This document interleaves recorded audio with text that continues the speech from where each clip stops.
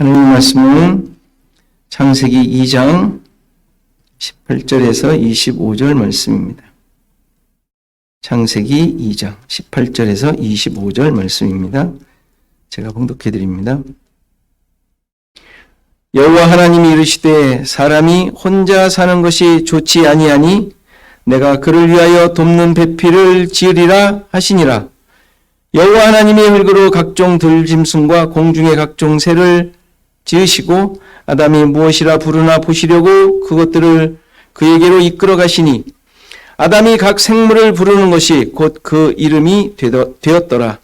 아담이 모든 가축과 공중의 새와 들의 모든 짐승에게 이름을 주니라. 아담이 돕는 배필이 없으므로 여호와 하나님이 아담을 깊이 잠들게 하시니 잠들매 그가 그 갈빗대 하나를 취하고 살로 대신 채우시고 여호와 하나님이 아담에게 취하신 그 갈빗대로 여자를 만드시고 그를 아담에게로 이끌어 오시니 아담이 이르되 이는 뼈 중에 뼈요 살 중에 살이라.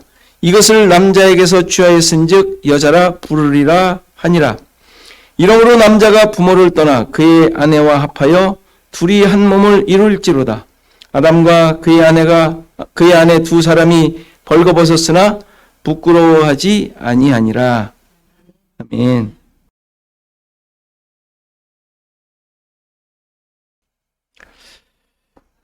오늘 본문은 여러분들이 잘 아시는 대로 최초의 결혼식 장면으로 알려져 있습니다. 아담에게 배우자가 없었고 하나님께서는 그에게 돕는 배필을 만들어 주시기 위해 아담을 잠들게 하시고 그의 갈빗대 하나를 취하여 여자를 만드셨죠. 그녀를 본 아담은 내 뼈 중에 뼈요 살 중에 살이라 라는 감탄사와 함께 맞이하죠. 그리고 하나님의 주례사가 있습니다. 남자가 부모를 떠나 그의 아내와 합하여 둘이 한 몸을 이룰지로다 라고 선언을 하시죠. 끝으로 이 저자는 이 두 사람이 벌거벗었지만 부끄러워하지 않았다는 말로 마무리를 합니다. 자, 이 말씀을 가지고, 이 내용을 가지고 모든 신자들이 결혼에 대한 말씀으로 최초의 가정을 만드신 하나님의 창조로 생각을 합니다. 자, 그렇게 다 배워왔죠? 저도 그렇게 설교를 했던 것 같아요. 물론 그런 의미가 있다고 할 수 있습니다. 그러나 창조 때의 하나님의 계획과 뜻은 오직 구원 사역을 이루시는 것에 초점이 맞춰져 있음을 우린 지금 계속 배워왔죠? 살펴왔죠? 이 사실을 잊지 않아야 돼요. 이 모든 내용이 인간을 향한 하나님의 구원이 어떻게 이루어지는지를 설명하고 있는 것이기 때문에 그래요. 설사 결혼 이야기를 통하여 최초의 가정을 만드신 사건이라 하더라도 그것이 어떻게 하나님의 구원을 드러내는지, 예수 그리스도의 십자가가 어떻게 계시되어 있는지를 살피는 것이 바르게 성경을 보는 시각인 거예요. 따라서 아담을 위한 돕는 배필이 누구인지, 무엇을 의미하는지, 그 과정에 갑자기 모든 살아있는 동물의 이름을 짓는 모습이 왜 묘사되어 있는지, 아담을 깊이 잠들게 하시고 갈빗대 하나를 취하시고 살로 채우시는 이 모습은 무엇을 의미하는지, 남자가 부모를 떠나 아내와 합하여 한 몸이 되라는 말씀이 무슨 뜻인지, 두 사람이 벗었으나 부끄러워하지 아니하였다는 말이 무슨 말인지, 이러한 내용들을 구원의 차원에서 이해를 해야 해요. 이런 이해를 위해서 우선 우리가 고정관념으로 늘 가지고 있었던, 이해되었던 몇 문장들의 의미를 이제 바로 잡으면서 이제 설명을 하도록 하겠습니다. 먼저 혼자 사는 것이 좋지 않다라고 하셨죠? 혼자 사는 게 좋지 않다. 혼자 독초하는 것이, 예전 말로는 이제 독초하는 것이 좋지 않다라고 이제 말씀을 하셨는데, 당연히 독신으로 사는 것에 대한 이야기가 아니죠. 그렇죠? 만약에 독신이라고 만약에 누가 한 명이라도 한 사람이라도 이해를 한다면 믿는 사람은 100%다 결혼해야 돼.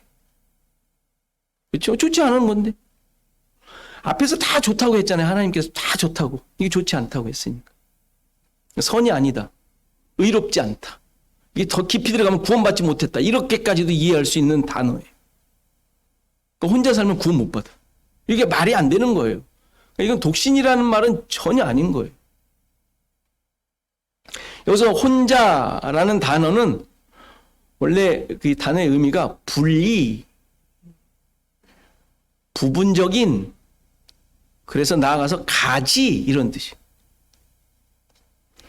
그러니까 혼자 사는 것이라는 말은 그러니까 분리되어 따로 존재하는 것을 의미해요. 그러니까 가지가 나무에서 떨어져 존재하는 모습을 말하는 것이죠. 이제 이게 지금 아담의 상태였음을 보여주죠. 아담의 상태.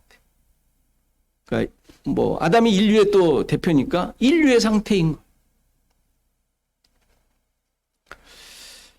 이러한 상태에 대해 하나님께서는 선하지 않다라고 말씀하셔요. 선하지 않다. 옳지 않다. 의롭지 않다. 그래서 하나님께서는 아담을 위하여 돕는 배필을 지으시겠다고 해요. 돕는 배필은 오늘 이제 본문에서 가장 중요한 단어라고 할 수 있는데요. 돕다라는 말은 둘러싸다, 방어하다, 구원하다라는 의미에서 왔어요. 구원이라는 거에 굉장히 이렇게 의미가 있는 단어예요. 그리고 배필이라는 단어는 밝히다, 입증하다, 상대편에 서다, 반대한다는 말이 아니라 상대편, 저쪽에 서 있다 이런 말이에요. 그래서 확실하게 보여주다 이런 뜻이에요. 이런 의미에서 온 단어예요. 따라서 돕는 배필이라는 말은 배우자, 반려자, 조력자의 의미를 가진 그거를 가지고 있는 아내라는 의미가 아니라 그렇게 알고 계셨죠. 그게 아니라 아담에게 구원에 대해 확실하게 밝혀주는 존재를 말하는 거예요. 물론 그러니까 도와주는 존재라고는 할 수 있어요. 그러나 반려자 아내와 같은 옆에서 남편을 위해 헌신 봉사하는 존재를 말하는 게 아니에요. 그렇게 해오셨어요 혹시? 남편을 위해? 여권 신장이 돼서 그런 게 조금 없어졌어요? 이런 식으로 이해하면 안 돼요. 절대 그런 의미가 아니에요. 그래서 이러한 존재라는 것을 깨달을 수 있도록 하나님께서는 들짐승들과 공중의 새들을 지으시고 아담에게로 이끌어 오세요. 이게 생뚱맞게 그냥 갑자기 이끌어 온 게 아니라 이 존재를 깨닫게 하도록 위해서.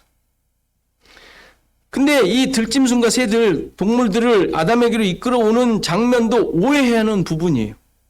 그렇죠? 어떻게 오해했습니까? 모든 동물들의 이름을 아담이 다 지어준 것으로 생각하는 사람도 있더라고요, 아직도. 아담 평생 900년 사는 동안 이 세상의 동물, 하나님께서 창조하신 동물이 몇 개죠? 그거를 이름을 지으려면 평생을 걸려도 안 될 것 같은데. 지혜가 있어서 하나님 같은 창조의 능력이 있어서 지나가는 대로 막 그냥 일주에 하나씩 지었을까요? 지금 그 얘기일까요? 그 모습일까요? 아니란 말이에요. 왜 그런 게 여기 나와요? 왜? 우리는 그냥 아무 생각 없이 그렇게 다 했어요. 그래서 아담의 능력, 하나님의 창조 능력을 받아서 하나님의 형상과 뭐 이런 것들 다 따라서 지음받았으니까 이런 것 정도는 식은 죽 먹기였다고 생각했을 거예요. 뭐 그렇게 우리는 들었어요. 배웠어요.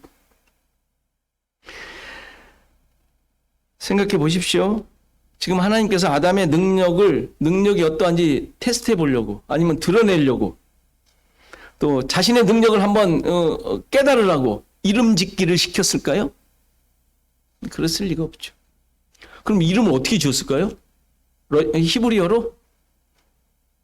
그렇지는 않았겠죠.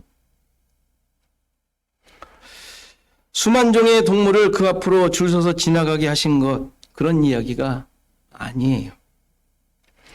여기서 그들을 지으시고 그들을 이끄셨다라고 했는데 그 이끌다라는 말은 굉장히 또 중요한 단어예요. 노아 홍수 때 노아의 가족들이 방주에 들어갔다 할 때 그 들어갔다라는 단어가 똑같은 단어. 그리고 6장에 보면 하나님의 아들들이 사람의 딸들에게 들어왔다고 했는데 그 들어왔다 할 때 그 단어예요. 이끌다라는 단어가. 그러니까 무슨 뜻이에요? 동침하다 하는 뜻이에요. 아브라함이 사라의 여종 하갈에게 들어갔다. 그때 그 들어갔다가 이 단어예요. 다시 말해서 동물을 아담에게로 이끌어 가셨다는 말은 아담에게로, 아담 안으로 이끄셔서 아담과 그것들과 하나가 되게 하셨다. 연합되게 하셨다라는 의미예요. 다시 말해서 그들의 존재를 파악하도록 하셨다는 거죠. 하나가 됐으니까 내가 너고 네가 나다 라는 상황이 된 거예요. 그 중요한 그 모습에 대해서 뭐라고 얘기해요? 이름을 짓게 하신 것이죠. 이름을 짓는 게 그 의미인 거예요. 그를 속속들이 알게 되는 거예요. 그래서 구약에서 이름을 짓는다라는 것이 뭐예요? 하나님께서 이름을 부여하는 의미가 뭐예요? 다시 태어나게 하는 거잖아요. 그 생명 자체를 다시 태어나도록 하는 거. 하나님께서 이름 주시는 것은. 그래서 이름을 주는 것은 그 동물들이 아담과 똑같은 존재로서 그 속성을 다 파악토록 하셨다. 다 알게 하셨다. 하는 의미죠. 자, 왜 이렇게 하셨다고요? 돕는 배필의 의미를 알게 하기 위해서. 돕는 배필은 배우자가 아니라 그랬어요. 그를 이끌어 구원을 계시하고 도와야 할 존재. 1장에서 육축들, 땅의 짐승들은 어떤 존재라 그랬어요? 잊어버리시진 않았죠? 세상에서 자기 기준과 욕심을 따라 사는 존재들이었죠. 자기 기준. 그래서 씨 없는 존재들. 씨 없는 것들을 먹는 존재들. 그들이 씨를 소유한 아담 안으로 이끌어 들이셔서 아담으로 하여금 그들과 하나가 되어 그들에게 이름을 주는 존재. 이게 돕는 배필임을 가르쳐 주시는 거예요. 이렇게 이끌어내어 이름을 부르는 하나님의 구원 역사가 성경에 묘사되어 있죠. 이사야 43장 1절. 야곱아 너를 창조하신 여호와께서 지금 말씀하시느니라. 이스라엘아 너를 지으신 이가 말씀하시느니라. 너를 두려워하지 말라. 내가 너를 구속하였고 내가 너를 지명하여 불렀나니 너는 내 것이라. 그래서 지명하여 불렀다. 지명하여라는 말은 부사로 썼는데 이름이라는 말이에요. 내가 너의 이름을 불렀나니 이 말이에요. 너는 내 것이라. 부른 건 하나님의 것이죠. 왜요? 그건 하나님 안으로 들어왔으니까. 그런데 이 이름 부른 자를 어떻게 인도하시는지 그 다음 구절이 보여줘요. 5절을 보면 두려워하지 말라. 내가 너와 함께하여 내 자손을 동쪽에서부터 오게 하며. 여기서 오게 하며가 이끌다 그 단어예요. 서쪽으로부터 너를 모을 것이며 내가 북쪽에게 이르기를 내놓으라. 남쪽에게 이르기를 가두어 두지 말라. 내 아들들을 먼 곳에서 이끌며. 하나님께서 이끄시는 거예요. 내 딸들을 땅끝에서 오게 하며 같은 단어예요. 내 이름으로 불려지는 모든 자, 곧 내가 내 영광을 위하여 창조한 자를 오게 하라. 그를 내가 지었고 그를 내가 만들었느니라. 이렇게 하나님의 사랑하심을 입은 그의 백성들을 향하여 하나님께서 행하시는 놀라운 구원 역사를 지금 묘사하고 있죠. 오게 하고 이끌어내신다. 그런데 이들을 7절에서 내 이름으로 불려지는 모든 자들이라고 얘기하잖아요. 내 이름으로. 하나님의 이름으로 불려지는 모든 자들. 이스라엘아, 처음에 그랬죠. 이스라엘아, 야곱아, 하나님의 백성들을 얘기하는 거잖아요. 근데 그렇게 불렀는데 그게 누구라고요? 하나님의 이름으로 불려지는 자들이래요. 그들을 이끈다고 얘기하잖아요.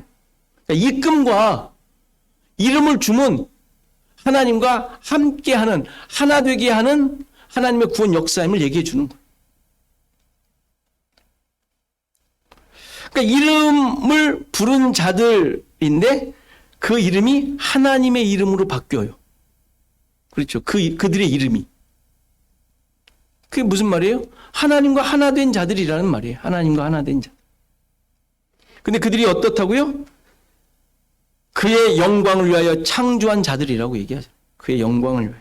당연히 하나님의 백성들을 의미하는 거예요. 이처럼 이끌어 이름을 부르는 것은 하나님의 놀라운 사랑에 근거한 구원 역사를 의미하는 내용이에요. 이끌어 이름을 부르는 거.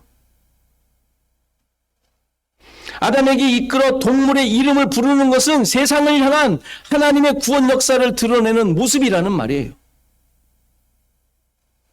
그래서 어떻게 한다고요? 하나님의 영광을 드러낼 존재인 것이죠. 여기 지금 이스라엘을 향하여 지금 이사야에서 말하고 있는 그 내용.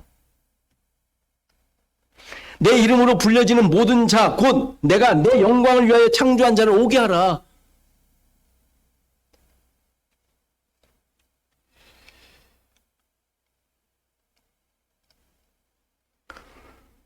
그래서 이렇게 하나님의 영광을 드러낼 존재가 바로 돕는 배필인 거예요. 돕는 배필. 이렇게 아담이 돕는 배필이 어떤 존재인지, 돕는 배필을 통하여 하나님께서 무엇을 계획하신 것인지를 실현해 내도록 한 거예요. 동물을 이끌어 오셔서 아담에게로. 그런데 중요한 사실은 아담으로 하여금 돕는 배필에 대하여 깨닫도록 하셨지만 정작 자신에게서는 발견할 수가 없었던 것이죠.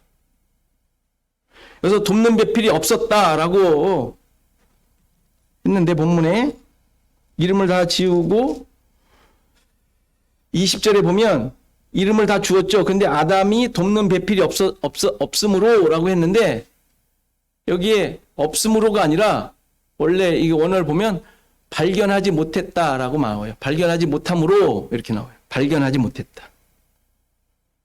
당연하죠. 창조된 상황에서 자신과 하나가 되어 하나님의 영광을 드러낼 존재가 그에게 없었던 것이죠. 이렇게 돕는 배필에 대한 공부를 시킨 후에 하나님께서는 아담으로부터 돕는 배필을 이제 만드시는 모습이 그 다음에 나오는 거예요.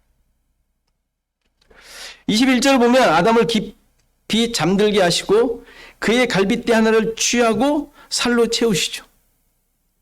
깊이 잠들었다는 말은 혼수 상태를 의미하는데 잘 아시는 대로 죽음을 의미합니다.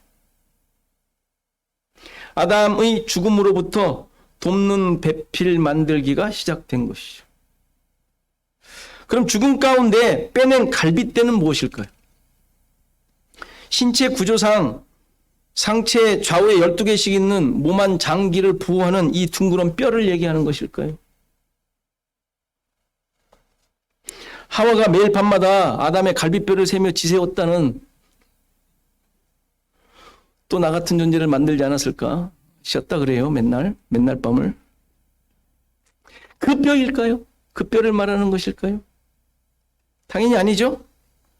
갈빗대라는 단어는 이 창세기 2장에만 갈빗대로 번역했고 다른 곳에서는 측면, 한쪽, 건축 용어로는 측면 기둥, 경계 벽 등으로 쓰였어요. 특히 성막이나 성전 구조를 설명하는 내용들이 이제 계속 많이 나오는데 거기에서는 언약궤의 측면, 성소의 벽, 지성소의 벽, 또 성전을 질 때 지성소의 그 벽에 연결되어 있는 골방을 의미하는 단어로 이 갈빗대라는 단어가 쓰였어요. 그러니까 이 단어는 하나님이 계시는 특별한 공간을 만들어내는 벽이나 경계를 말하는 단어인 거예요. 뭐겠어요? 갈빗대가? 뭘 의미해요? 그렇다면? 충분히 알 수 있죠? 성전인 거예요, 성전. 하나님이 계시는 그 벽을 만드는 도구.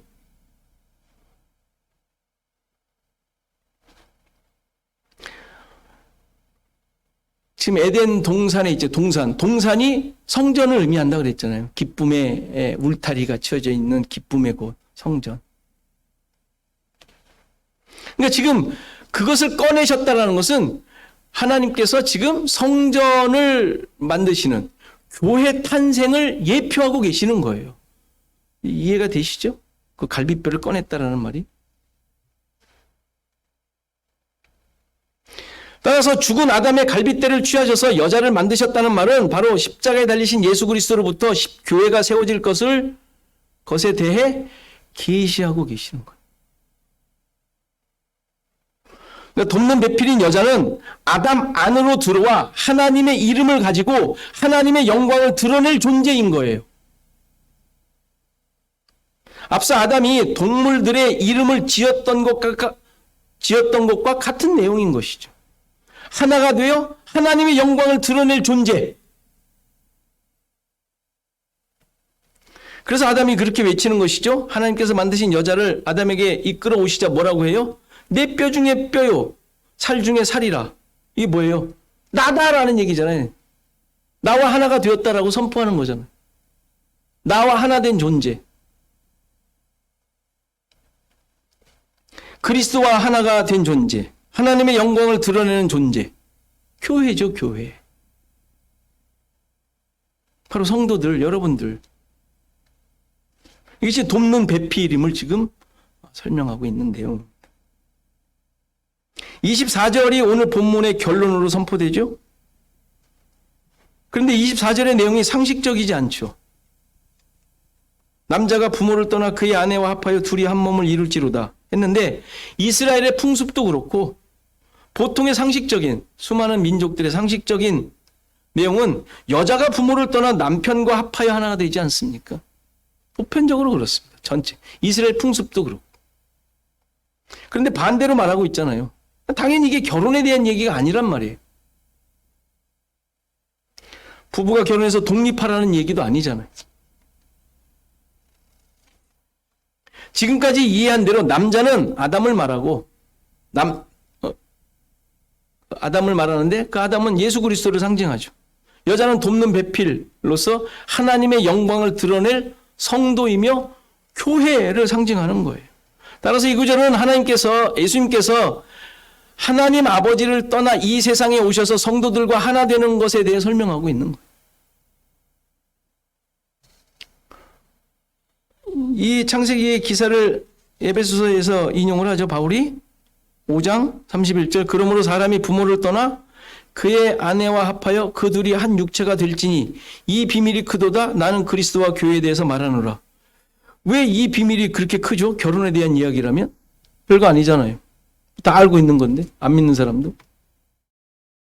비밀이라고 그랬으니까 그런 내용이 아니라는 것을 우리는 충분히 알 수 있는 거예요.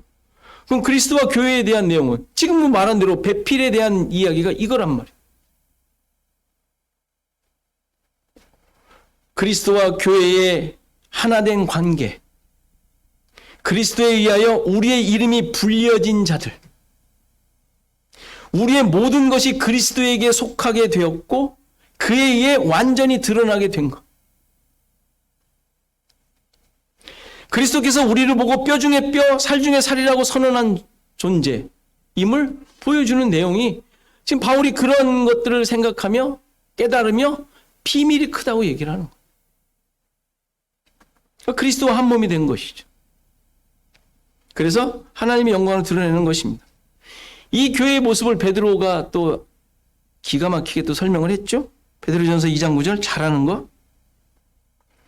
그러나 너희는 택하신 족속이요 왕같은 제사장들이요 거룩한 나라요 그의 소유된 백성이니 이는 너희를 어두운 데서 불러내어 그의 기이한 빛에 들어가게 하신 이의 아름다운 덕을 선포하게 하려 하심이라. 여기 택하셨다라는 것은 뽑아 구별하셨다는 게 이끌어냈다는 얘기예요. 이끌어내셨다. 교회의 본질적 모습이죠. 성도들의 본질적인 모습. 근데 그들이 왕같은 제사장이래요. 왕같은 제사장이 누구예요?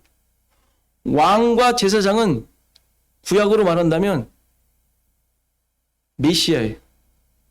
기름 부음을 받은 자, 그리스도.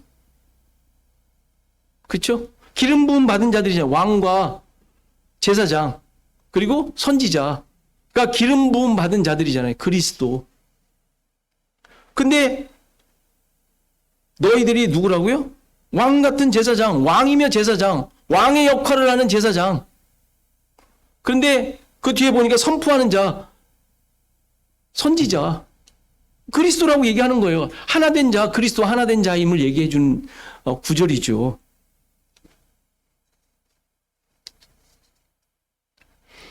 그리스도와 같은 존재, 근데 소유권이 그에게 있어요.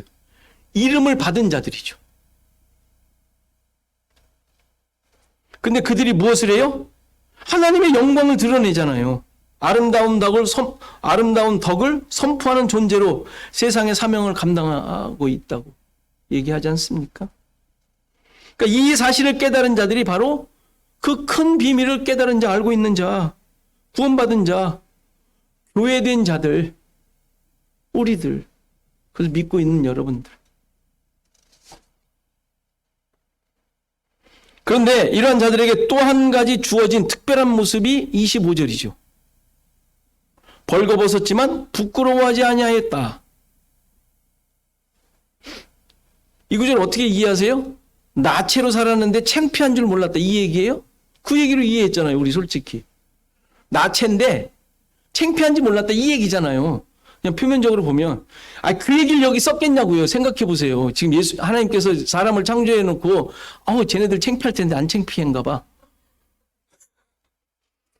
그런 마음이었네. 이런 사실을 써냈겠냐고요. 이 창세기를.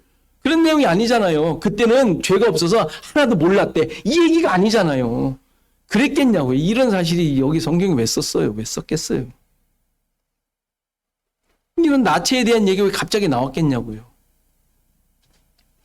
그런 수치심에 대한 설명이 아니라 앞서 계속 말한 대로 하나가 된 상태에서 가지고 있는 신자의 모습을 설명하고 있는 거예요. 예수님과 하나 된 상태에서 우리의 모습이 어때요? 벌거벗어 있는 거죠. 내가 벗었어요? 아니죠. 벌거 벗겨졌어요. 창피해요? 안 창피해요? 그게 나니까. 그런데 구원시켜 주셨다는데 그 모습이죠. 지금 이게. 모든 것이 드러난, 모든 것을 다 알고 있는 상태. 주님께서 여러분들이 지금 꽁꽁 숨기고 있는 거를 모르고 계실 거라고 생각하세요? 아니잖아요. 말은 못하지만 다 하신다고 얘기하잖아요. 아주 정말 왕창피한 거 다. 웃으시는 거 보니까 다 갖고 계시네. 그런 죄악들, 육신의 것들 다 밝혀진 상태. 주님 앞에 우린 그런 존재 아니에요? 아닌 사람 있어요? 요거는 주님 모르실 거예요. 그런 거 있으세요? 없잖아요. 혹시 그렇게 생각하더라도 믿음은 그게 아니죠. 우리의 믿음은 그러면 안 되잖아요. 믿음의 내용. 골로새서 2장 10절. 너희도 그 안에서 충만하여졌으니 그는 모든 통치자와 권세의 머리시라. 또 그 안에서 너희가 손으로 하지 아니한 할례를 받았으니 곧 육의 몸을 벗는 것이요 그리스도의 할례니라. 이 할례가 뭘 의미해요? 하나님의 백성됨의 증거잖아요. 증거. 근데 우리에게는 증거가 그 하나님의 백성됨의 증거가 뭐예요? 어떤 할례예요? 손으로 하지 않은 할례. 손으로 하지 않은 할례 우리가 뭘 받았어요? 뭐 세례라고 하지만 그 세례가 뭐예요? 다 모든 죄가 다 까발려져 용서받음 아니에요? 그 육의 몸을 벗는 거. 이제 육신이 기준이 아닌 것으로 사는 자들. 그거를 갖고 있지 않은 자들. 그게 뭔지 다 깨달은 자들. 그걸로 살면 안 되는 자들. 그렇잖아요? 그게 육신의 몸을 벗는 거. 다 벌거 벗은 거. 그것이 있음에도 불구하고 창피하지 않은 거. 그러니까 우리의 삶의 생명의 근거는 바뀌었다는 얘기죠. 우리의 살고 있는 삶, 우리가 가지고 있는 그 새 생명의 근거는 이제 다른 거잖아요. 육신에 지금 살고 있는 내 몸을 위해 아웅다웅하며 살고 있는 그 생명으로 사는 자들이 아니잖아요. 그거는 우리를 창피하게 하고 뭐 하나 밝혀지면은 그것 때문에 열불을 내며 하는 싸움을 하는 그 육신이지만 이제 그것이 아닌, 그게 뭔지 다 알았잖아요. 다 까발려졌잖아요. 그걸로 살지 않는. 그것이 육의 몸을 벗는 것이라고 얘기하잖아요. 그리스도의 할례. 다 드러나게 되는 것. 내가 가지고 있었던 온갖 그 추한 것들 다 드러나게 되는 것. 교회된 자들의 본질적인 모습인 것이죠. 그래야 그것이 다 드러나야 그리스도가 드러나죠. 그게 깨진다고 얘기하잖아요. 질그릇 같은 걸로 깨진. 그게 깨져야, 깨지면 다 드러나잖아요. 그런데 그 안에서 진짜 보석이 나오는 게 신자들의 모습 아니에요. 이것을 히브리서에서는 이렇게 표현하죠. 4장 12절 잘하는 거. 하나님의 말씀은 살았고 살아있고 활력이 있어 좌우의 날선 어떤 검보다도 예리하여 혼과 영과 및 관절과 골수를 찔러 쪼개기까지 하며 또 그 마음의 생각과 뜻을 판단하느니, 이게 무슨 뜻이에요? 그 다음 절. 지으신 것이 하나도 그 앞에 나타나지 않음이 없고 우리의 결산 받으실 이의 눈앞에 만물이 벌거벗은 것 같이 드러나니라. 이렇게 된 존재잖아요. 하나님의 말씀으로. 하나님의 말씀으로 이렇게 다 쪼개어 다 벌거벗은 듯이 드러난 존재가 성도인 거예요. 말씀으로 난도질 당하여 전부 다 그것들이 너희들의 삶의 근거가 아니다. 잘못된 것이다. 라는 것이 다 드러나게 된 것. 창피해요? 아니죠. 그때는 창피한 게 아닌 거예요. 그런 것들이 쓰레기처럼 보여지는 거예요. 구역질 나는 것들로 보여지는 거예요. 그렇지 않겠어요? 배설물. 하나님의 말씀으로 말미암아 자신의 것이 다 드러나게 된 존재인 것을 말해주는 것이죠.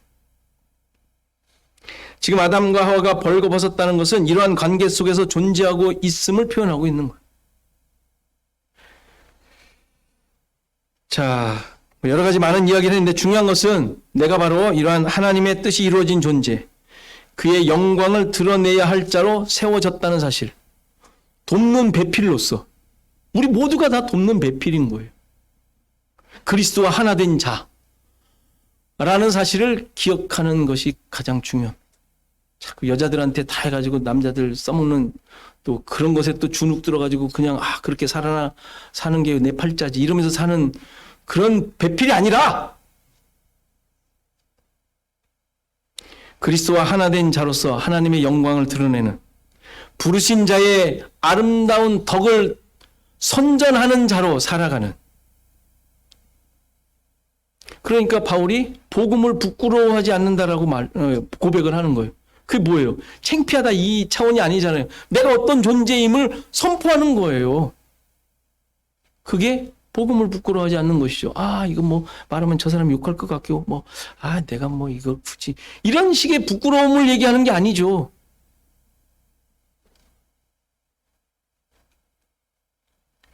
그렇게 생각되고 부끄러우면 안 하시면 돼요. 하지 마세요. 그게 뭐 중요합니까? 그런 부끄러움을 얘기하는 게 아니죠. 복음을 가진 자의 본질적인 모습을 얘기하고 있는 거예요. 우린 이런 것들에 의해 좌우되는 자들이 아닌 것이죠. 좌우되고 있으면 아직도 그것에 의해 부끄러운 자들이에요. 이 세상에서 정말 부름받아 그의 이름을 가지고 다시 이 세상을 살아가는 하나님의 백성으로서 돕는 배필로서 예수 그리스도와 하나 된 자로서, 그래서 예수 그리스도의 신부로서의 사명을 여러분들의 전생애를 통하여 잘 감당하는 저와 여러분이 되기를 간절히 바랍니다.